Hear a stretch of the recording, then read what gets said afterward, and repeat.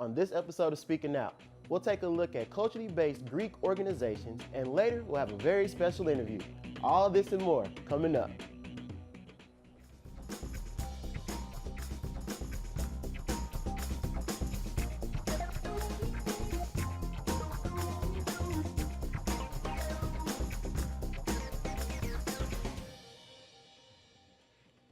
Hello, and welcome to today's episode of Speaking Out.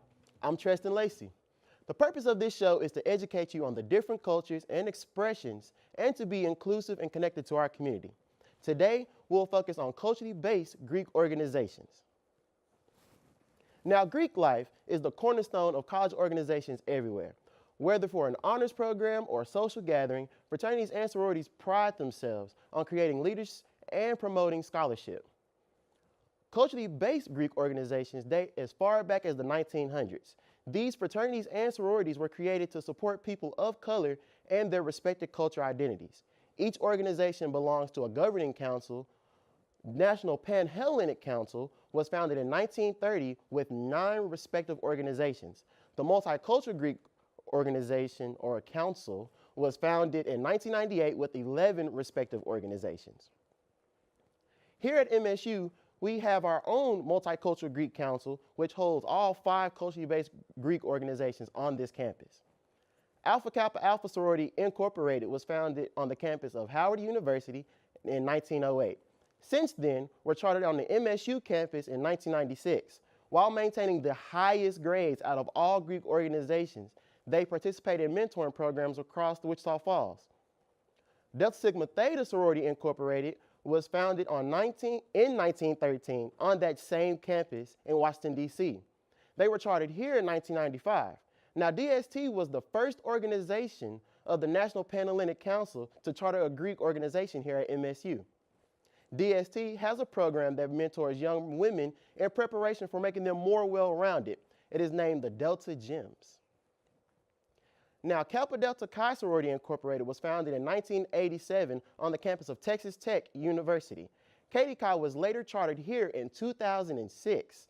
The chapter has a mentoring program based out of Barwise Leadership Academy named the Little Penguins. Now, Omega Delta Phi Fraternity Incorporated, which is near and dear to my heart, was founded on the same campus and the same year as Katie Chi. 10 years later, we're chartered here at MSU. Now, OD Phi is the largest culturally based fraternity on the campus of MSU.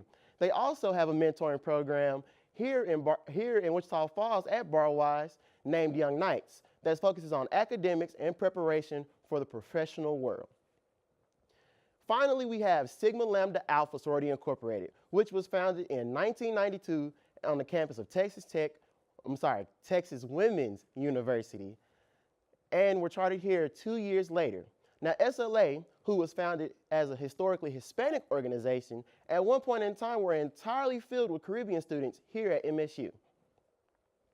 Now, all 5 chapters make up about 12% of the entire Greek community here, and only 1% of the entire undergraduate population. But the council together has the highest GPA amongst the entire Greek community and prides themselves on maintaining high numbers of community service. Now, the council themselves feels like they're trapped inside of a branded box by what is seen on TVs and movies. Culturally based Greek organizations find it very difficult to stray away from the stereotypes. They are shown that we speak more focused on stepping, strolling, and not more focused on the societal side. But later, we're going to hear from the MGC Council here at MSU on how they feel about their Greek organization and their council as a whole. Take a look. We are students. From diverse backgrounds, we are leaders. From different countries and islands, we are unified. Fighting for equality amongst our fellow peers, we are scholars. With a network built by generations before us, we raise awareness. Spreading love to one another, we are our community. Giving back with service and philanthropy, we are phenomenal. We don't just wear the letters and jackets, but we are a part of something bigger. We are not paying for friends, but creating a legacy. Bred with values of power and growth, we are treasured. We are Greek. 1908, 1913, 1987. 1987. 1992. Ethel Hedgeman Lau, Osceola McCarthy Adams, Cynthia Garza. Tommy Hurtado. Angeles Gonzalez. Apple Green and Salmon Pink, Crimson and Cream, Pink and Maroon. Forest green, burgundy, and gold. Ivy Leaf, Elephants. Penguin. Night. Eagles. We are are one. one. Now today, we have a member of the MGC Council and president of Delta Sigma Theta Sorority Incorporated here in the studio. Let's welcome Ms. Hannah King. Hi, thanks How for you having doing? me. I'm good. How are you? I'm doing swell. I'm doing swell. Now, first question that I'm sure everyone wants to know is, what is the mission of MSU's MGC Council? The mission of the MGC Council here at MSU is to showcase culturally based fraternal organizations and showcase our community service endeavors, also our academics, and also just be a support system for students of minority background. Okay. Now, yourself, you joined Delta Sigma Theta. Could you tell us about when you joined? How's it shaped your life so far? I joined Delta Sigma Theta first because, of course, my mom was a charter member at Baylor. And so it was always in my life, all the influential women that I knew when I sat down and thought about it, they were all Deltas. So of course I want to be like them, and here we are. All right. Now, as far as membership, each organization does it differently. Each one has their own separate requirements. But what is like the base core requirements for joining an organization in MGC? To join an organization in MGC, first of all, you have to have your academics together. So you have to have at least a B GPA, which would be about a 2.5. Okay.